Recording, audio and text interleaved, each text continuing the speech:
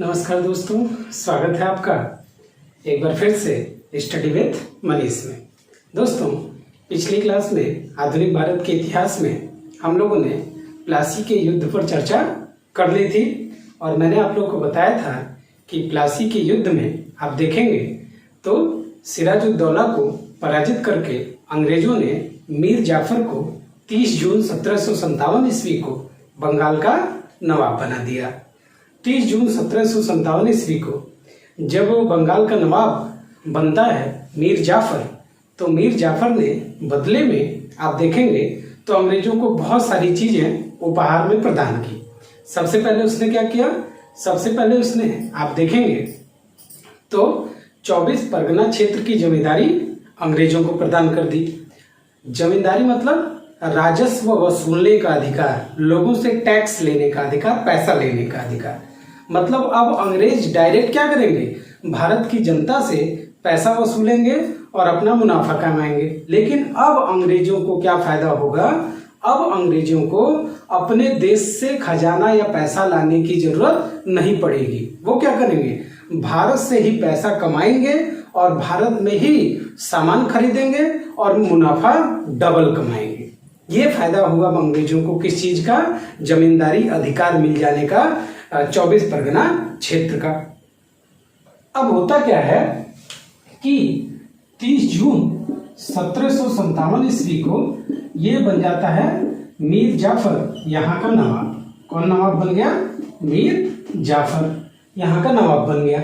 जब ये नवाब बनता है, अच्छा 30 जून 1757 को नवाब बनता है और नवाब रहता कब तक है? तो नवाब रहता है ये 1760 ईस्वी तक। नवाब बनने के उपरांत इसने बहुत सारी चीजें उपहार में दे दी। किसको? तो अंग्रेजों को। और इसको नवाब बनवाया किसने था? तो इसको नवाब बनवाया था रॉबर्ट क्लाइव ने। नवाब किसने बनवाया था? रॉबर्ट क्लाइव ने। इसीलिए मीर जाफर को आप देखेंगे तो मीर जाफर को रॉबर्ट क्लाइव का गधा कहा जाता है। मीर जाफर को रॉबर्ट क्लाइव का गधा कहा गया है। इतिहासकारों ने इसको रॉबर्ट क्लाइव का गधा, ही ससुरा गधा था ही मीर जाफर। ठीक है, अब इसको बना दिया गया क्या? नवाब। नवाब बनने के उपरांत आप देखेंगे कि होता क्या है, 1757 से लेकर के 1760 तक अंग्रेजों ने बंगाल में भयानक लूटपाट करनी शुरू कर दी। क्यों? क्योंकि ये तो क्या है? ये तो इनका कठपुतली नवाब है। तो अंग्रेज क्या करेंगे? अंग्रेज अब दस्तक का खुलकर आप देखेंगे तो एकदम खुलकर प्रयोग करना आरंभ कर देंगे। दस्तक क्या है? दस्तक को कब दिया गया था अंग्रेजों को? तो 1717 में दस्तक का फरमान जारी किया था। किसने? याद करिए, मैंने आप लोग को बताया था, मुगल बादशाह फर्रुखसियर ने। किसने? तो मुगल बादशाह फर्रुखसियर ने 1717 ईस्वी में ये दस्तक जारी किया था अंग्रेजों को। और इस दस्तक का क्या मतलब था? इस दस्तक का मतलब था tax free trade. Tax free trade मतलब अंग्रेज भारत में कर मुक्त व्यापार करेंगे। कर मुक्त व्यापार। ये अब अंग्रेज क्या करने लगे? इस दस्तक की जाली कॉपी बनवाई और जितने लोग व्यापारी होते थे उनको दे दिया कि भैया जाओ तुम भी व्यापार करो। तो बहुत ज्यादा लाभ होने लगा। किसे? अंग्रेजों को। और इन भाई साहब के खजाने में पैसा आता ही नहीं था। और दूसरे, जब भी अंग्रेजों को पैसे की कमी होती थी तो पहुंच जाते थे किसके पास? मीर जाफर के पास कि लाओ भैया पैसा दो, और मीर जाफर को देना पड़ता था। इस तरह 1760 आते आते मीर जाफर का जो बंगाल का खजाना था, वो बंगाल का खजाना धीरे धीरे खाली होता चला गया। और जब ये जनता के प्रति काम नहीं कर पाते थे तो जनता किसे दोष देती थी? मीर जाफर को। ये कहता था यार हमारा दोष क्या है? हमको तो अंग्रेज लूट ले जा रहे हैं। जनता क्या जाने कौन अंग्रेज? जनता किसको जानती है? मीर जाफर को। अब इस तरह से होता क्या है, मीर जाफर एकदम परेशान हो जाता है अंग्रेजों से और अंग्रेजों से कहता है यार तुम लोग इतना हमसे अगर लूटपाट करोगे तो हम किस बात के नवाब। और अंततः 1760 ईस्वी में मीर जाफर क्या करेगा? इसका एक दामाद होता है। इसका एक दामाद है जिसका नाम है मीर कासिम। इसका एक दामाद है जिसका नाम है मीर कासिम। और ये क्या करेगा कि मीर कासिम को बंगाल की गद्दी पर बैठा देगा। कहेगा ऐसा है मीर कासिम भाई, तुम दामाद जी हो, तो एक काम करो, तुम ये बंगाल के नवाब बन जाओ। हम एकदम त्रस्त हो गए हैं, किससे? अंग्रेजों से। ये जाता है मीर जाफर अंग्रेजों के पास, अंग्रेजों से कहता हम चाहते हैं कि मेरा दामाद मीर कासिम नवाब बने और हम अब नवाबी नहीं देख पा रहे हैं, तो मीर कासिम को नवाब बनवा दीजिए। अंग्रेज कहते ठीक है, जैसे तुम रहोगे वैसे ही अगर ये भी रहेगा तो हम इसको नवाब बनाने के लिए तैयार हैं। तो मीर कासिम को बना दिया जाता है क्या? तो मीर जाफर ने मीर कासिम को 1760 ईस्वी में बंगाल का नवाब बनवा दिया। नवाब जैसे ही बना तो नवाब बनने के बाद अंग्रेज किसी को मुफ्त में तो नवाब बनाएंगे नहीं, अंग्रेज इनसे भी कहते हैं भाई तुमको। अच्छा, इसके पहले क्या होता है कि फरवरी 1760 ईस्वी में आप देखेंगे जो रॉबर्ट क्लाइव है, इस रॉबर्ट क्लाइव को वापस बुला लिया जाता है इंग्लैंड। मतलब फरवरी 1760 में रॉबर्ट क्लाइव को वहां के राजा ने वापस बुला लिया कि बेटे तुम आ जाओ वापस। रॉबर्ट क्लाइव चले गए इंग्लैंड।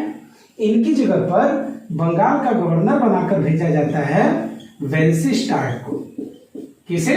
तो बंगाल का गवर्नर बना के भेजा गया वेंसीस्टार्ट को कि तुम आ जाओ भाई, भारत में जाकर के प्रशासन देखो। वेंसीस्टार्ट पहुंचता है भारत पहुंचता है तो यहाँ ये सब कांड चल रहा है। तो वो कहता है ठीक है भाई मीर कासिम, तुम नवाब बने हो तो बदले में हमें क्या दोगे? तो वेंसीस्टार्ट ने बोला कि जो भाई, वेंसीस्टार्ट ने कहा बदले में क्या दोगे? तो मीर कासिम ने कहा क्या बताइए आपको क्या चाहिए। तो अब यहां से अंग्रेजों की महत्वाकांक्षा जाग गई, क्योंकि 24 परगना की जब जमींदारी मिल गई तो वहां से पैसा आने लगा। अंग्रेजों के मन में लालच आ गया कि जितना ज्यादा से ज्यादा पैसा हो सके हम बंगाल से छीनकर लूटकर अपना खजाना भर लें। तो इसने कहा कि बंगाल में 3 जगह हैं।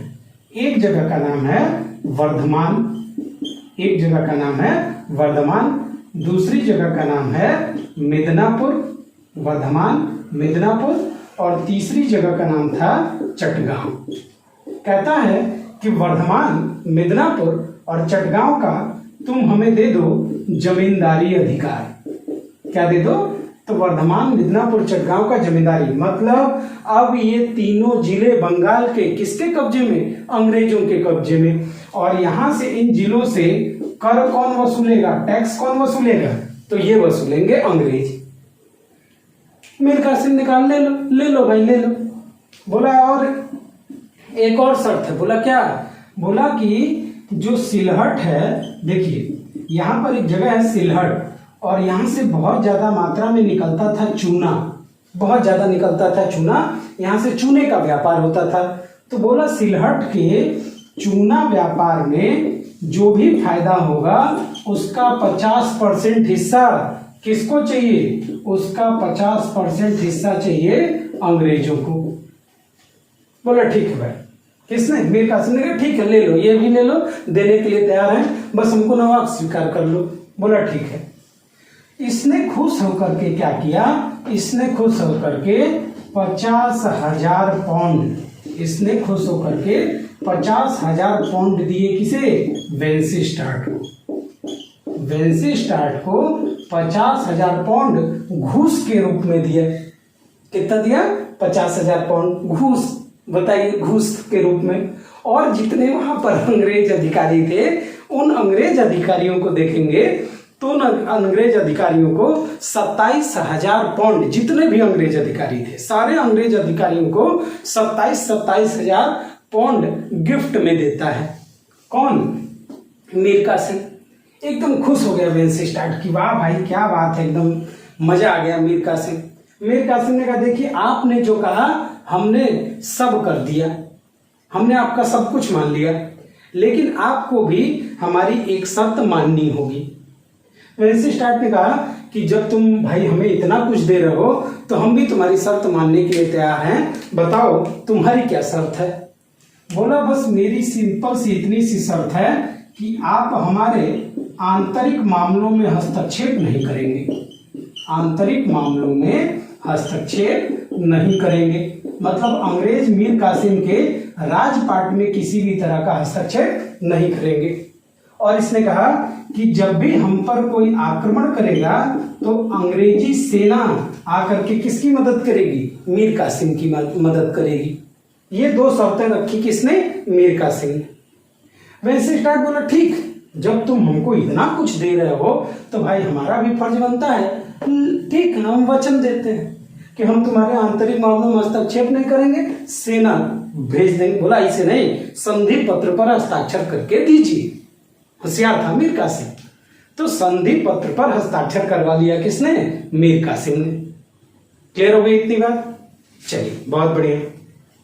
इतना सब कुछ होने के बाद मीर कासिम जब गद्दी पर बैठ जाता है तो गद्दी के बैठने के उपरांत देखिए, इसकी राजधानी हुआ करती थी मुर्शिदाबाद।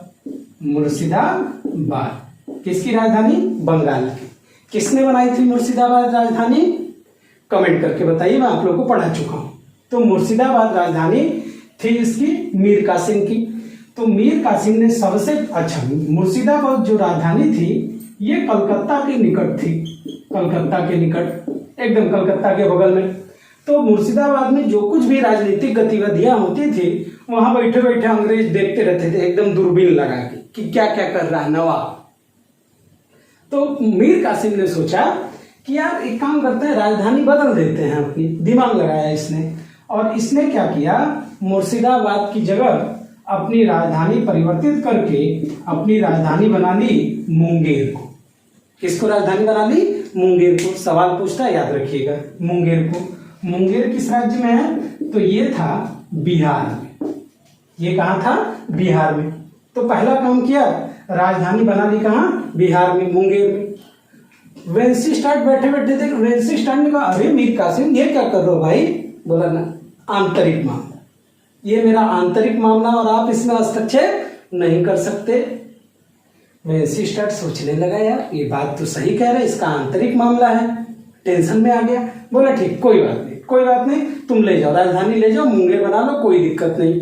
खुश हो गया एकदम मीर कासिम। चला गया कहाँ? बिहार। बिहार चला गया। उसके बाद इसने क्या किया, सबसे पहला काम इसने अपनी सेना पर ध्यान दिया और सेना को इसने दिलवाना शुरू किया प्रशिक्षण। क्या दिलवाना शुरू किया? प्रशिक्षण। इसने 2 अधिकारी नियुक्त किए। इसने 2 अधिकारी नियुक्त किए।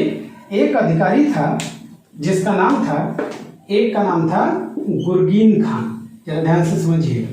एक का नाम था गुरगीन खान और दूसरे का नाम था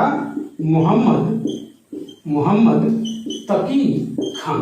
ध्यान से समझिए, गुरगीन खान और मोहम्मद तकी खान, ये दोनों यूरोप से प्रशिक्षण लेकर के आए थे कि कैसे सेना वहां की लड़ती है। तो इन लोगों को बुलाया, बोला आओ और मेरी सेना को प्रशिक्षण दो तुम लोग, और इसके बदले में जो तुमको धन चाहिए होगा हम देंगे। गुरगीन खान मोहम्मद तकी खान को नियुक्त कर दिया इसने अपनी सेना को प्रशिक्षण देने के लिए। अंग्रेज देखने लगे, अंग्रेजों ने कहा अब ये क्या कर रहा हो भाई? बोला ना, ये भी क्या है, ये भी हमारा आंतरिक मामला है। ये भी हमारा क्या है? आंतरिक मामला, और हमारे आंतरिक मामले में आप अंग्रेज हस्तक्षेप नहीं कर सकते। फिर वेंसिस्टाड टेंशन में आ गया। वेंसिस्टाड ने कहा यार ये तो बड़ा दिमागदार आदमी निकला, हम तो सोचे थे ये भी हमारा कठपुतली होगा, लेकिन ये तो सेना को प्रशिक्षण देने लगा, राजधानी परिवर्तित कर ली। धीरे धीरे अंग्रेज टेंशन में आने लगे। तीसरा काम क्या इसने किया, जरा ध्यान से सुनिएगा। तीसरा काम इसने किया, अपनी राजधानी मुंगेर में इसने तोड़दार बंदूकों का निर्माण शुरू कर दिया। तोड़दार बंदूक बनवाना शुरू कर दिया। जो बंदूकें अंग्रेज प्रयोग किया करते थे उन बंदूकों का कारखाना लगवा दिया आपने मुंगेर में, प्लस तोपखाना लगवा दिया। तोप बनाने का कारखाना भी इसने क्या कर दिया? मुंगेर में लगा दिया। तोड़दार बंदूक, तोपखाना। अंग्रेज बोले यार ये मीर कासिम तुम ये सब क्या कर रहे हो भाई? बोला ना आंतरिक मामला। अंग्रेज यार टेंशन में, बार बार टेंशन में है कि ये जब देखो तब आंतरिक मामले के नाम पर इतना सब कुछ करने लगा। कौन? ये मीर कासिम। अब यहां से होने क्या लगा, धीरे धीरे आप देखेंगे कि मीर कासिम से अंग्रेजों की आप देखेंगे खटपट शुरू हो जाती है। आरंभिक खटपट शुरू हो जाती है कि भाई ये सब काम तुम कैसे करने लगे। प्लस अब मीर कासिम क्या करेगा, मीर कासिम क्या करता है कि इसने जनता के ऊपर 2 नया टैक्स लगाया। ध्यान से समझिएगा। एक का नाम है जिसको बोला गया खिजरी जमा। एक का नाम था खिजरी जमा कर। खिजरी जमा कर, ये खिजरी जमा कर किसके ऊपर लगाता है? तो खिजरी जमा कर ये लगाता है किसके ऊपर? तो ये लगाता है जितने भी वहां के अधिकारी थे, जो इसके दरबार में अधिकारी हुआ करते थे, उनके ऊपर खिजरी जमा कर लगाता है। कौन? तो ये लगाता है मीर कासिम। और एक कर लगाता है अब्बाब कर। जरा ध्यान से सुनिएगा, अब्बाब कर ये कब लगाता है? नया टैक्स होता है, जनता के ऊपर लगाता है। बोलता है आप अपनी कमाई का 3रा हिस्सा आप हमें दे देंगे। अपने अकाउंट में, अपने खजाने में पैसा लाने के लिए क्या करता है? 2 नया टैक्स लगाता है, खिजरी जमा कर, अब्बाब कर। क्लियर हो गया इतना? अब जरा ध्यान से समझिए। अब कुछ व्यापारी इसके पास पहुंचते हैं। किसके पास? मीर कासिम के पास। और इससे जाकर के कहते हैं कि नवाब आप हैं और अंग्रेज दस्तक का भयानक दुरुपयोग करते हैं, हम लोगों को भी बेचते हैं, कभी कभी हम लोगों के साथ भी धोखाधड़ी करते हैं, इसका प्लीज आप कुछ करिए। किससे कहते हैं? मीर कासिम से। मीर कासिम कहता है टेंशन मत लो, टेंशन मत, इसका भी कुछ करेंगे। और इसने एक बड़ा ऐतिहासिक कदम उठाया। किसने? मीर कासिम ने बहुत बड़ा ऐतिहासिक कदम उठाता है। कौन? मीर कासिम। और करता क्या है? इसने क्या किया? मीर कासिम ने जो दस्तक था, दस्तक की भूमिका को समाप्त करने के लिए इसने पूरे बंगाल में सभी व्यापारियों को कर मुक्त व्यापार करने की अनुमति प्रदान कर दी। इतना सुनते ही अंग्रेज एकदम बौखला गए। एकदम अंग्रेज सर पे हाथ रख लिए, एकदम टेंशन में आ गए। मीर कासिम ये क्या कर रहे हो भाई तुम? ये तो तुम्हारा आंतरिक मामला नहीं है। बोला नहीं, ये भी हमारा आंतरिक मामला है, ये हमारे राजपाट में आता है, आप हमारे आंतरिक मामले में हस्तक्षेप नहीं कर सकते। बस इतना सुनकर अंग्रेजों का एकदम भयानक टेंशन होनी शुरू हो गई। अंग्रेज सोचने लगे कि किस तरह से अब मीर कासिम को पुनः गद्दी से हटाया जाए। लोग यार ये मीर जाफर कैसा आदमी, हमको पकड़ा के चला गया, कहीं ये विद्रोह न कर दे तो इतना मेहनत किया हुआ काम, सारी मेहनत जो हमने किया है वो सब बर्बाद हो जाएगा। भाई देखिए 1757 में अंग्रेजों ने प्लासी का युद्ध लड़ा, 1759 में बेदरा का युद्ध लड़ा, डचों को भगाया बाहर भारत से। 1760 में आप देखिए तो वांडीवास का युद्ध लड़ा, फ्रांसीसियों को बाहर भगाया। और ये भाई साहब मीर कासिम 1760 में बैठे और अंग्रेजों का पूरा सब सिस्टम हिला डाल रहे हैं। अंग्रेज टेंशन में आ गए मीर कासिम से, बोले यार इसका कुछ ना कुछ करना पड़ेगा। अब अंग्रेज इंतजार करते हैं कि भाई कोई मौका मिले और किसी तरीके से मीर कासिम को गद्दी से हटाया जाए। एकदम मीर कासिम को किसी भी तरीके से गद्दी से हटाया जाए और किसी और व्यक्ति को नवाब बनाया जाए। बस मौका ढूंढ रहे थे अंग्रेज। और मीर कासिम क्या करता है, जरा ध्यान से समझिएगा। मीर कासिम क्या करता है, जून आप देखेंगे 1763 ईस्वी की बात है। होता क्या है कि जून 1763 ईस्वी में एक घटना घटती है। कहाँ घटती है? बिहार में। बिहार का सूबेदार रहता है जिसका नाम होता है राम नारायण। जरा ध्यान से समझिएगा, नाम राम नारायण। ये बिहार का सूबेदार है, वहां से टैक्स वसूलता है और पहुंचाता है किसे? मीर कासिम से।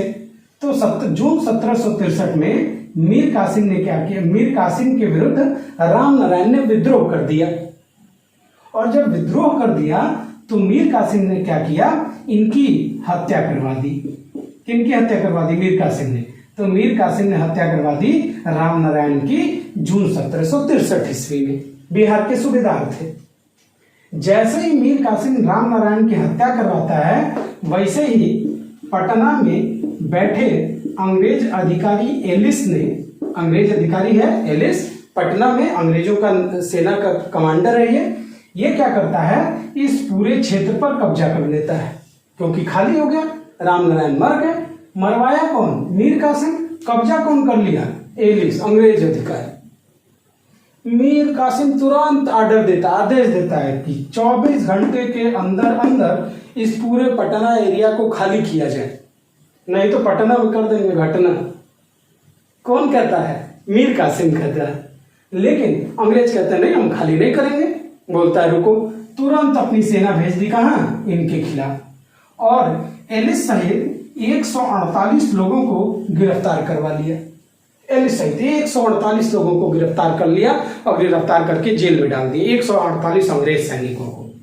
इसके बाद तो अंग्रेज एकदम बौखला गए। इसके बाद बोले अब ये तुम्हारा आंतरिक मामला नहीं रह गया, अब ये अंग्रेजों के खिलाफ तुम्हारा क्या हो गया? विद्रोह हो गया। विद्रोह, तुमने अब विद्रोह किया, अब तुमको नहीं छोड़ा जाएगा। अंग्रेज तुरंत इसका ऑप्शन ढूंढना शुरू करते हैं कि मीर कासिम की जगह किसको गद्दी पर बैठाया जाए। तो याद आता है अंग्रेजों को कौन? मीर जाफर। तुरंत अंग्रेज खोजना शुरू करते हैं, पता करो कहाँ गया है मीर जाफर। 3-4 दिन तक खोजते रहे मीर जाफर को अंग्रेज। पहुंचते पहुंचते देखे ससुरा मीर जाफर बैठ के मछली मार रहा था, धोती पहन के मीर जाफर एकदम लंगोटा मोटा बांध करके मछली मार रहा था मीर जाफर। अंग्रेज पूछे, बोले मीर जाफर ये क्या? उसने कहा यार क्या करें, मीर कासिम बेटी भी ले गया, गद्दी भी ले गया, और देखो आज मेरी क्या हालत कर दी। अंग्रेज कहते हैं नवाब बनोगे? नवाब बनो। तुरंत धोती होती ऊपर करके टाइट वाइट करके खुश, बोला जितनी प्लीज नवाब बनो, जितनी जल्दी हो सके नवाब बनवा दो। कौन कह देता है? तो मीर जाफर कहता। अंग्रेज तुरंत उसको लेकर के जाएंगे और कहेंगे आज से बंगाल का नवाब होता है कौन? मीर जाफर। तो मीर जाफर को अंग्रेजों ने क्या घोषित कर दिया? मीर जाफर को अंग्रेजों ने नवाब घोषित कर दिया इस घटना के बाद। लेकिन भाई अभी तो मीर कासिम है, तो नवाब ये कैसे बनेंगे?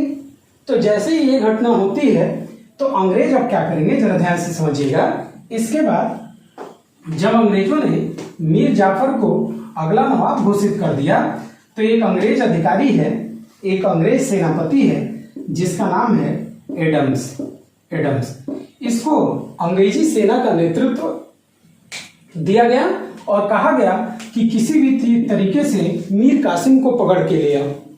ये पहुंचता है अपनी सेना लेकर के, मीर कासिम को युद्ध में ललकारता है, और 1763 ईस्वी में ही जुलाई 1763 की बात है ये, जुलाई 1763 में एक युद्ध होता है जिसका नाम है कटवा का युद्ध। जरा ध्यान से सुनिएगा और ध्यान से दिमाग में बिठा लीजिएगा।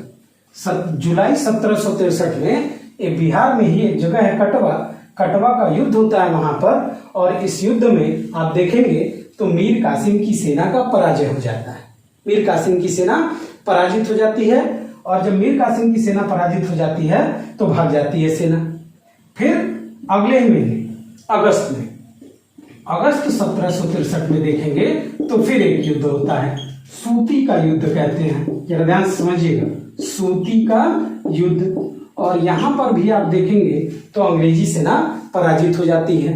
फिर आप देखेंगे अगले महीने सितंबर 1763 में, ध्यान से समझिएगा, सितंबर 1763 में मीर कासिम को लगता है यार दोनों बार मैंने सेना भेजी और एडम्स ने दोनों बार को सेना को पराजित कर दिया, इस बार हम खुद चलते हैं। मार एकदम भौकाल मेंटेन करके पहुंचा कौन? मीर कासिम। बोला निपटा देंगे। कौन है मेजर एडम्स? खोजो कहाँ गया।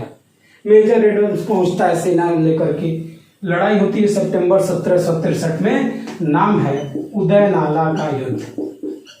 बहुत इंपॉर्टेंट, याद रखिएगा, उदय नाला का युद्ध। और उदय नाला के युद्ध में अंततः मेजर एडम्स ने मीर कासिम को बुरी तरीके से पराजित कर दिया, इनकी सेना को भी पराजित कर दिया। और जब पराजित किया तो मीर कासिम यहां से भाग गया। तुरंत जैसे ही हारने लगा मीर कासिम तुरंत भाग, बहुत बड़ा भगेड़ू आदमी, तुरंत भाग गया यहाँ से। बोला जान बची तो लाखों पाए, मरने से अच्छा भाग लो।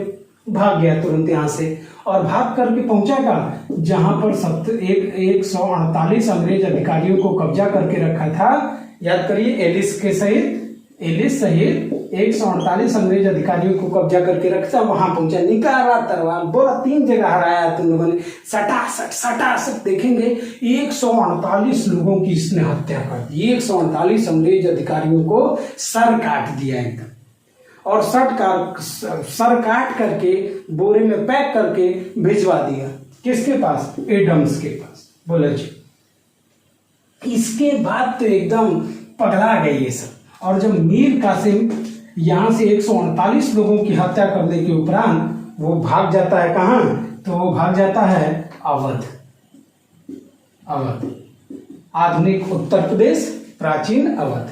भाग करके पहुंचता अवध के नवाब के पास, और उस समय अवध के नवाब हैं सुजाउद्दौला। अवध के नवाब हैं सुजाउद्दौला। भाग जाता है इनके पास, अवध के नवाब के पास। पहुंचता है सुजाउद्दौला के पास कौन? मीर कासिम। मीर कासिम जाकर के तुरंत पैर पे गिर जाता है किसके? सुजाउद्दौला के, कि मालिक रक्षा कीजिए। सुजाउद्दौला कहते किससे रक्षा करे? किससे? बोलता अंग्रेजों से। 148 लोगों को गाजर मूली की तरह काट दिए हैं, अंग्रेज में एकदम पगला गए, हमारे पीछे कुत्ते की तरह हमारे पीछे पड़े हैं, किसी तरह हमको क्या करिए, बचाइए। सुजाउद्दौला कहता अरे हमको क्या, हमारे यहाँ अतिथि आए हुए हैं। कहता कौन अतिथि? कहता मुगल बादशाह शाह आलम द्वितीय। मुगल स्वयं मुगल बादशाह शाह आलम द्वितीय आए हुए थे यहाँ पर अवध में घूमने फिरने के लिए। तो ये कहता है तुम टेंशन ना लो, हम तुमको मिलवाते हैं किससे? मुगल बादशाह शाह आलम द्वितीय से। जो कहना उनसे कहो, वही तुम्हारी कुछ मदद कर सकते हैं। मीर कासिम पहुंचा शाह आलम द्वितीय के पास, तुरंत पैर पे गिर गया, बोला महाराज जिले इलाही, आप ही तो सर्वे सर्वा हैं, भारत सारे राजपाट छीन लिए, आपका अधिकार भारत में छीन लिया, आप इतने बड़े मुगल बादशाह हैं, इनको खूब चढ़ाया। बोला आपको पिता की कसम, आपको आपकी बीवी की कसम, आपको अकबर की हड्डियों की कसम, आपको नूरजहां की कसम, प्लीज हमारी मदद करिए। शाह आलम कहता रुको भाई रुको, बात क्या हुई, बात तो बताओ। कसम वसम तो ठीक है, अनारकली की कसम नहीं देता है ना। तो खैर किसके पास? शाह आलम द्वितीय के पास। तो अब होता क्या है, मीर कासिम किसी भी तरीके से इनको एकदम चने की झाड़ पर चढ़ा करके इनसे कहता है, और सुजाउद्दौला से कहता है कि आप दोनों लोग युद्ध में हमारा साथ दीजिए, और हम अंग्रेजों के खिलाफ एक युद्ध लड़ना चाहते हैं। शाह आलम द्वितीय कहता है अच्छा चलो भाई, तुम लोग इतना इंसिस्ट कर रहे हो तो चलो हम भी युद्ध लड़ ही लेंगे, ऐसी कौन सी बड़ी बात है। और इन लोगों का बनता है त्रिगुट, 3 लोगों का गुट बन जाता है, और इन लोगों ने हमला करने का अनाउंस कर दिया कि हम हमला करेंगे किसके ऊपर? अंग्रेजों के ऊपर। अब अंग्रेजों की सिट्टी पिट्टी को वेंसी स्टार्ट सोचता है कि यार ये क्या, शाह आलम द्वितीय भी आ गया, सुजाउद्दौला भी आ गया, मीर कासिम की ससुरा तो है ही, अब क्या करें। अब अंग्रेज टेंशन में, अंग्रेज अपने सबसे खूंखार व्यक्ति, सबसे खूंखार सेनापति हेक्टर मुनरो को बुलाते हैं। हेक्टर मुनरो बड़ा जालिम आदमी हुआ करता था। हेक्टर मुनरो जब निशाना साधता था किसी को गोली मारने के लिए, तो अगर निशाने पे आदमी नहीं आता था, अगर उसका घोड़ा आ जाता था, घोड़े को उड़ा देता था, बोलता था एक गोली बर्बाद नहीं करेंगे। बहुत जालिम आदमी था हेक्टर मुनरो। हेक्टर मुनरो को बुलाया गया, और इधर है 60,000 की सेना, इधर है 60,000 की सेना, और इधर देखेंगे तो 5,000 की सेना, मात्र 5,000 की सेना, मात्र इधर 5,000 की सेना, इधर है 60,000 की सेना। डेट तय कर दी जाएगी युद्ध की, कब? 22 अक्टूबर 1764, 22 अक्टूबर 1764। और जो युद्ध होगा मेरे प्यारे बच्चों, उसे कहते हैं बक्सर का युद्ध। मोस्ट इंपॉर्टेंट 22 अक्टूबर 1764 का डेट तय हो गया। बक्सर नामक जगह पर युद्ध लड़ा जाएगा। हेक्टर मुनरो अंग्रेजों की तरफ से, और इधर इनका पूरा 3 गुट, सुजाउद्दौला, शाह आलम द्वितीय और मीर कासिम की सेना इस युद्ध में पराजित हो गई। कैसे पराजित हो गई? अंग्रेजों के पास एकदम अत्याधुनिक हथियार, इनके पास क्या? तीर कमान, तलवार, घोड़े बैठे तलवार लेके डिग डिग आगे बढ़ रहे हैं, तब तक उधर से गोलियां ठान, ये उड़ गए बेचारे।